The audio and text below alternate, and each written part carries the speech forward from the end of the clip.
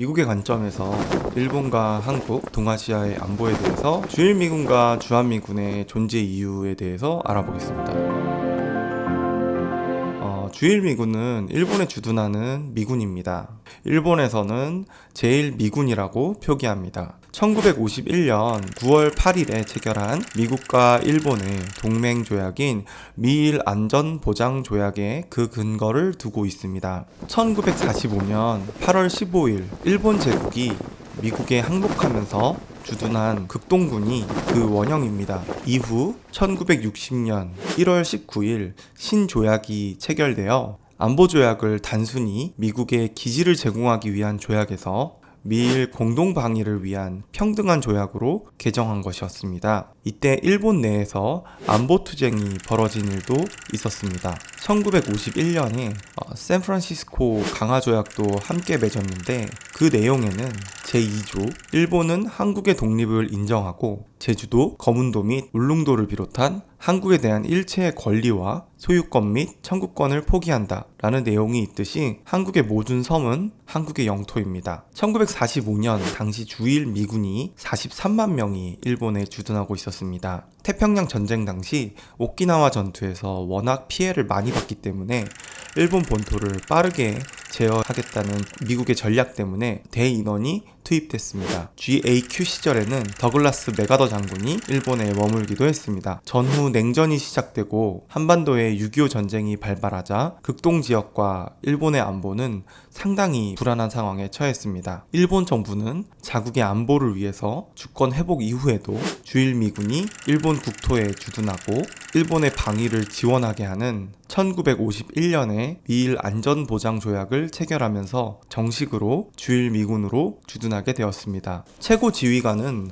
보통 미 제5공군 사령관이 겸임하며 미 합중국 공군의 중장이 맡습니다. 미 육군 대장이 사령관을 겸임하는 주한미군에 비하면 격이 낮은 편입니다. 주둔 병력은 약 5만 명 수준으로 주한미군에 비해 규모 면에서는 훨씬 큰 편입니다. 군무원 포함 숫자 가족 포함시는 10만 명이 넘어갑니다. 이는 해외 주둔 미군 중에서 가장 큰 규모로 주둔하고 있는 것이며 거의 웬만한 국가의 해공군과 맞먹는 규모입니다. 그리고 소속 인원 중 절반이 오키나와에 주둔하고 있습니다. 주한미군과 비교하면 주일미군의 성격이 확연히 드러납니다. 주한미군은 적대 세력인 북한과 육로로 인접해 있으므로 육상 전력으로 전투를 수행하고 바다 건너에 있는 주일미군은 주로 해상과 항공작전 등을 수행합니다. 자위대와 한국군을 비교해도 느낄 수 있는 차이이기도 합니다. 한미일 연합훈련이 왜 최근에 더 잦아지는지 알 수 있습니다. 사실상 부정하던지 긍정하던지 유사시 세 나라는 한 몸으로 일사불란하게 움직이는 마치 하나의 팀과 같은 운명입니다. 미국의 계획에 일본은 한반도 유사시 최전방을 지원하는 병참 지역이며 아시아 안보를 위협하는 국가들로부터 아시아를 방어하기 위한 최후의 보루입니다. 이곳이 뚫리면 미국의 괌이나 하와이, 심지어 본토까지도 위협받을 수 있기 때문에 일본은 미군으로서 아주 중요한 전략적 위치입니다. 주한미군을 위해 한국 정부가 방위 분담금을 내는 것처럼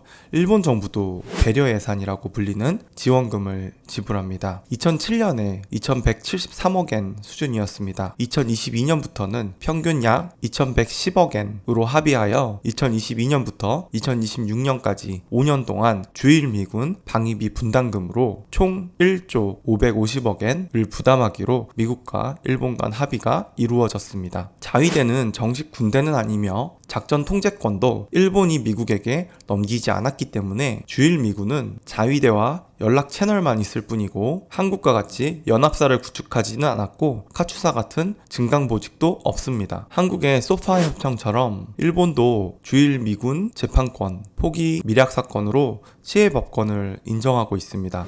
주한미군과 주일미군은 모두 미군, 인도태평양 통합전투사령부 소속 부대로 서로 떼어놓고 생각할 수 없습니다. 고위급 주일미군 사령관이 주한미군 훈련에 참가하기도 했습니다. 한반도의 비상상황 발생 시 주일 미군 기지들은 한국에 파병된 유엔 연합군을 후방 지원하게 되며 주일 미 해군, 미 공군 전력은 주한 미 해군, 미 공군 전력에 보충되어 각각 대한민국 해군 및 대한민국 공군과 연합해상 공군 구성군을 구성하여 출동하게 됩니다. 미 합중국 인도태평양 사령부는 미군의 육군, 해군, 공군, 해병대, 우주군을 총괄하는 권역별 통합 전투 사령부입니다. 인도태평양 사령부는 하와이에 본부를 두고 있으며 책임 지역 전역에 걸쳐 배치된 37만 7,800명 이상의 군인 및 민간 인력을 지원하고 있습니다. 주일 미 해군은 오키나와, 사세보, 요코스카, 아츠키, 미사와 같은 함대 기지와 해군 항공시설에 해군을 주둔시키고 있습니다. 뿐만 아니라 디에고 가르시아, 싱가포르 지역 조종관 같은 특별한 지역들도 있습니다. 그리고 요코타 비행장, 그리고 도쿄도 후사시 소재에 주일 미군 사령부가 설치되어 있으며 요코스카 미 해군 시설, 가나가와현 요코스카시 소재에 기지가 있습니다. 1945년 구 일본 제국 해군의 시설을 미군이 접수하여 설치한 기지로 현재는 미 해군 7함대가 주둔하고 있습니다. 아츠키 미 해군 비행장이 있고 가나가와현의 아야세시 소재에 있으며 캠프 자마는 가나가와현 자마시 소재 구 일본 육군 사관학교 시설을 미군이 접수하여 설치하였습니다. 그리고 미사와 비행장이 있고 미 해병대 이와쿠니 항공기지가 있고 미 해병대 후텐마 항공기지, 가네다 공군기지 등 일본 전역에 미군 부대가 주둔하고 있습니다. 일본 본토의 일본인들은 주일 미군을 긍정적으로 평가합니다. 주일 미군 주둔에 따른 단점은 오키나와 및 일부 지역이 뒤집어 쓰는 모습이고 장점은 본토 대부분에서 누릴 수 있기 때문입니다. 반면 좁은 오키나와 섬에서 대부분의 미군이 주둔하고 있으며 대민 범죄 및 온갖 사건 사고를 워낙에 많이 일으켰기 때문에 본토와는 달리 이미지가 무척 나쁩니다. 처음에 기지를 지을 때는 오키나와는 미군정 치하에 있었는데 당시 미군은 총검과 불도저로 땅을 빼앗거나 헐값에 팔도록 강요했습니다. 오키나와에서 미군 및 기지 문제에 여론이 극도로 좋지 않은 것은 일본 국토 면적의 0.6%에 불과한 오키나와의 주일 미군 기지에 70% 이상이 있고 섬 면적 18%가 미군 기지로 이용되고 있고 이로 인해 각종 생활 불편, 인권 침해, 재산권 침해 등의 문제가 70년 동안 쌓여왔기 때문입니다. 오키나와의 미군 기지 반대 여론은 일본 본토에도 미군 기지를 건설하라는 현외 이전론의 주류입니다. 설령 일본 본토의 여론을 설득한다 하더라도 주일 미군 입장에서는 대만을 지키고 중국을 견제하기 위해서는 오키나와보다 좋은 주둔지는 없습니다. 2009년 민주당 하토마야 정부가 들어선 이후 후텐마 기지 이전 문제로 잠깐 동안은 여론의 관심을 받았지만 총리가 간 나오토로 교체된 이후 수면 밑으로 가라앉았습니다. 야마구치현 이와쿠니시의 미 해병대 기지에서도 잦은 사건들이 발생했으나 친미 성향 일본 정부와 경찰, 검찰의 미적지근한 대응으로 주일 미군에 대한 부정적인 여론이 있는 것도 사실입니다. 한편 일본 구구 단체들도 주일 미군에 대해 매우 부정적으로 생각합니다. 주일 미군을 미국이 군사력 측면에서 일본을 속국으로 부리기 위한 장치로 인식하기 때문입니다. 이들은 미국으로부터 벗어나 군대를 갖는 보통 국가를 만들고자 주장합니다. 미국이 일본의 오키나와를 반환한 50주년을 맞이하여 도쿄와 오키나와현 중심 도시 나하시에서 미군 철수를 요구하는 행사를 벌이기도 했습니다. 일각에서는 미국이 오키나와 주둔 미군을 축소시키고 그 미군을 괌으로 이전시킨다는 괌 현지 이야기도 있습니다. 그러나 일본 본토는 아시아의 안보를 위협하는 국가들에 대한 공포심이 높아지면서 본토 주둔은 반대하면서도 오키나와 주둔을 찬성하는 편입니다. 일본 도쿄 인근에 위치한 요코스카 해군기지에 배치되면 살기 편리한 편입니다. 다음은 자위대에 대해서 이야기해보자 합니다. 패전 당시 일본군 육군은 154개 사단과 136개 여단, 일본군 해군은 20여 개 부대였습니다. 총 인원은 698만 3천여 명에 달했으며 257만 6천여 명이 일본 열도에 주둔했습니다. 항복 당시 일본군이 무장 해제되면서 5년 후 한국전쟁 발발 시점이었던 1950년 6월 시점엔 일본 본토에는 미군 8만 7천 명과 국가경찰 3만 명, 자치단체 경찰 93,935명이 전부였습니다. 특히 메가더와 히데하라 기주로 총리는 일본 헌법 9조에 전쟁 포기, 전력 비보유 항목을 넣었습니다. 그러나 1946년에 국공내전이 다시 일어나고 장제스의 국민당이 폐색에 짙어지면서 중화민국을 반공기지로 삼으려던 미국의 계획은 차질을 빚어버렸습니다. 연합군 최고사령부는 육군성과 해군성을 해체하긴 했지만 일본군 패잔병의 기환 업무와 기록 보존 등의 이유로 구 일본군의 육군성과 해군성을 각각 제1복원성, 제2복원성으로 계층해 유지하였습니다. 일본 재무장의 계획은 대중적 통념과 달리 이미 한국 전쟁 전부터 정책적으로 진행되고 있었습니다. 1948년 미 육군 장관 로얄은 반공의 방벽을 위해 일본의 경제적 자립을 주장하며 정책 수정을 예고했습니다. 배상금을 줄여줬고 공직에서 구 일본 제국의 관료나 군인들을 쫓아내는 일이 중단되었습니다. 레드퍼지가 이루어지고 노동정책은 보수적으로 바뀌었습니다. 1950년 한반도에서 북한의 남침으로 6.25 전쟁이 터지자 전쟁 수행을 하기 위해 일본에 주둔했던 주일 미군의 상당수는 한반도로 파견됩니다. 당시 일본에 주둔했던 주일 미군은 7사단, 1사단, 25사단, 24사단 등 4개 사단으로 미 제8군을 구성했습니다. 한반도와 가장 가까이 있던 24사단이 먼저 7월 3일에 건너가고 7월 18일까지 25사단과 1사단도 넘어갔습니다. 그리고 7사단은 대기했습니다. 이로 발생할 치안 공백을 막기 위해 일본인들로 구성된 경찰 예비대의 창설이 고려됐습니다. 1950년 7월 8일 메가더는 일본의 요시다 시게루 총리에게 7만 5천 명 규모의 경찰 예비대 창설을 요구했고 소해 부대로 임무를 맡던 해상보안청의 인원도 8천 명을 늘리라고 요청했습니다. 그해 8월 10일에 경찰 예비대령이 공포되고 8월 23일에 1차로 7천 명이 입대하였습니다. 6.25 전쟁에서 전황이 불리해지고 인천 상륙작전이 검토되면서 소련을 견제하기 위해 홋카이도에 주둔 중이던 미 육군 7사단마저 한반도로 파견됩니다. 1950년 9월 10일까지 홋카이도에 1만 명의 경찰 예비대원이 파견되었으며 이틀 동안 모집소에서 입대 수속을 마친 뒤 열차 내에서 사격훈련까지 받았다고 합니다. 당시 상황이 얼마나 급박했는지 알 수 있는 일입니다. 실질적인 지휘관은 미군 고문관이었습니다. 무기 관리부터 훈련 스케줄까지 미군이 장악했기 때문에 입소자 중엔 미군 용병이 될 수 없다고 떠나거나 경찰이 아니라 사실상 군대라며 떠난 경우도 있습니다. 패전 5년 만에 일본에서 육상병력이 탄생한 것이었습니다. 메가더가 해임되고 리지웨이가 6차에 걸쳐 63,805명의 추방령을 해제했습니다. 1952년에 해상경비대는 6,038명의 인원으로 해상보안청에서 분리됩니다. 1951년 9월 샌프란시스코에서 대일 강화조약, 샌프란시스코 강화협정이 체결되었는데 일본과 제일 대규모 전쟁을 벌였던 중화민국이나 중화인민공화국이 빠졌고 한국은 들어가지도 못했습니다. 이 조약 중에 5조 C항은 일본의 집단적 자위권을 보장했습니다. 포츠담 선언 때의 완전 무장 해제와는 상반됐습니다. 6조 A항에선 점령군의 철수를 포함했는데 미군은 협정을 통해 주둔한다고 단서를 달았습니다. 이것이 주일미군의 탄생 배경입니다. 1952년 4월 28일에 조약이 발효되면서 일본은 국제사회에 복귀했고 주권을 회복했습니다. 1952년에 예비대 본부와 해상보안청 등을 통솔하는 보안청이 설립되었고 경찰 예비대는 보안대로, 해상경비대는 경비대로 개편되어 보안청의 관리를 받았습니다.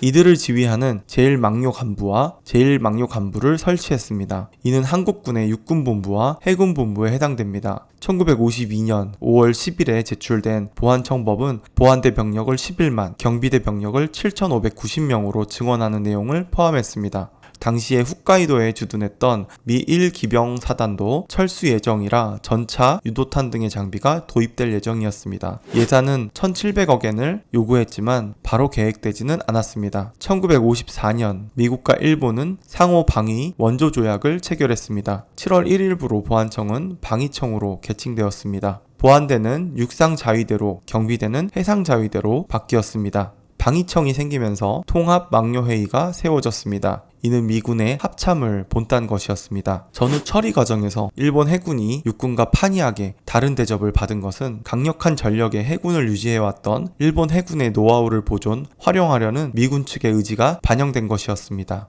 1954년 이후론 게이단렌이나 미국 국방부를 중심으로 방위력 증강안이 나왔습니다. 미군은 한국과 일본, 대만의 주둔 규모를 축소하길 원했고 그 반대급부로 한국군과 자위대, 대만군의 무장 강화를 원했습니다.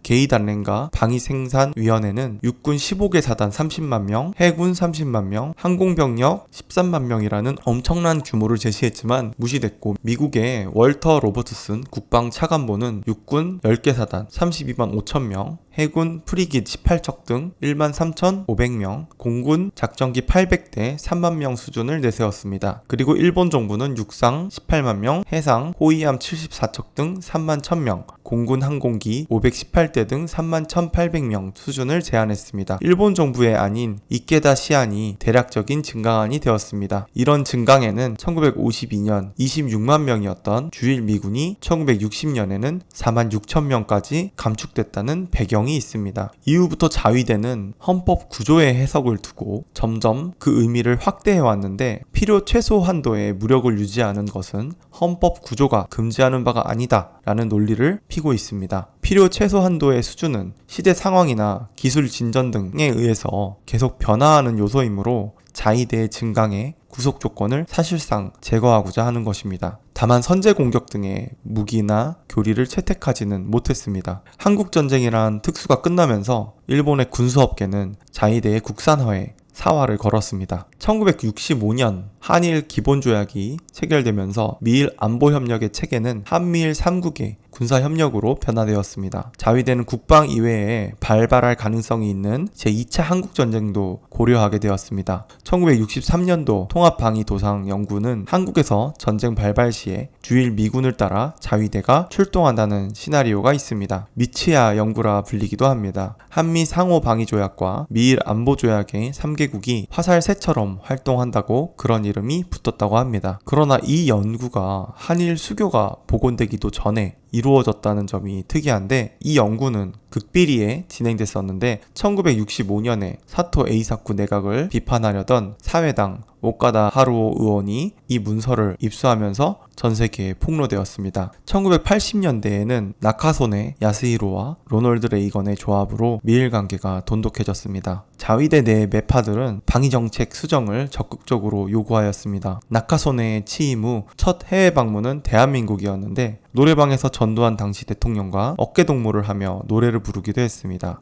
당시 한일 관계 역시 상당히 긴밀한 편이었습니다. 1983년에는 자위대의 목적을 일본 방위가 아닌 미국 북서태평양 해양 핵전력을 지원하는 전초기지라고 주장하기도 했습니다. 이는 일본 열도가 가라앉지 않는 항공모함이라고 표현한 것으로 잘 나타나 있습니다. 로널드 레이건은 이 발언에 대단히 만족해했습니다. 자위대의 가상적은 없으며 전수 방위에 임한다는 자위대의 견해는 대규모 미일 연합훈련으로 사실상 말뿐이었습니다. 또한 GNP의 1%로 방위 예산을 제한한다는 원칙도 삭제되었습니다. 90년대 들어 동구권 공산 정권들의 붕괴와 걸프전에 거액의 전비 부담을 한 것을 계기로 국제협력 강화를 구실로 대외적 활동을 확대하고 있습니다. 걸프전 당시 거액의 전비 부담을 했지만 정작 병력을 참전하지 않았다는 이유로 국제적으로 좋지 않은 대접을 받아서 본격적으로 군으로의 전환을 모색한다는 말도 있습니다. 이후 소해 활동을 위해 페르시아만의 해상자위대 소해대군이 파견되었습니다.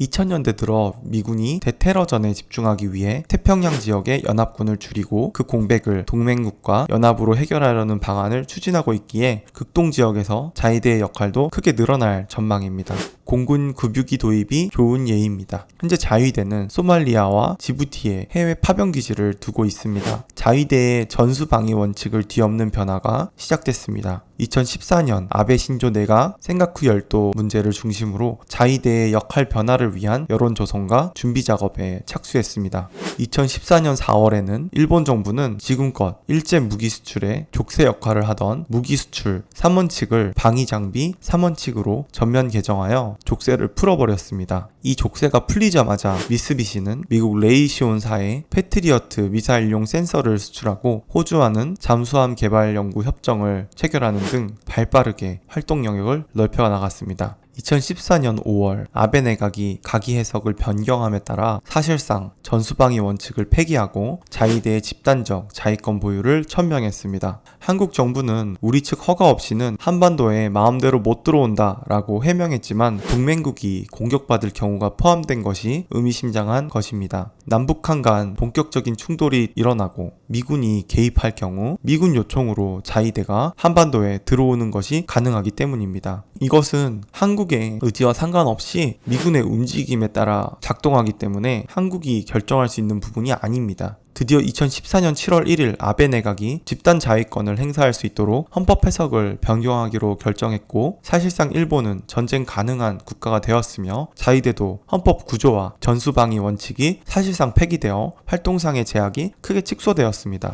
2014년 10월 8일 미국 정부와 일본 정부는 도쿄에서 방위협력 소위원회를 개최했고 자위대가 미국을 지원하는 작전 범위를 한반도와 전 세계로 확대하는 내용의 미일 방위 협력 지침 중간 보고서를 발표했습니다. 이제 자위대는 미군을 지원한다는 전제 조건이 붙긴 했지만 한국을 포함한 전 세계로 그 무력을 행사할 수 있게 된 것입니다. 특히 사이버 공격을 한 상대국이 확인된 경우 해당국의 물리적인 공격이 없어도 자위대가 역공격을 할 수 있게 하기로 됐습니다. 12월 16일 5년 뒤인 2027년도 방위 관련 예산을 국내 총생산 GDP의 2%로 늘리는 내용을 담아 3대 안보 문서를 개정했습니다. 그리고 최근 한미일 3개국 정상이 모여서 사실상 집단 안보 체제를 선포했는데 이는 동맹 이상의 공동체를 의미한다고 할 수 있습니다. 미국의 강한 의지로 이를 통해서 한국과 일본의 국방력도 크게 상승할 것으로 보이고 이는 아시아판 나토의 시작이 될 가능성도 있어 보입니다.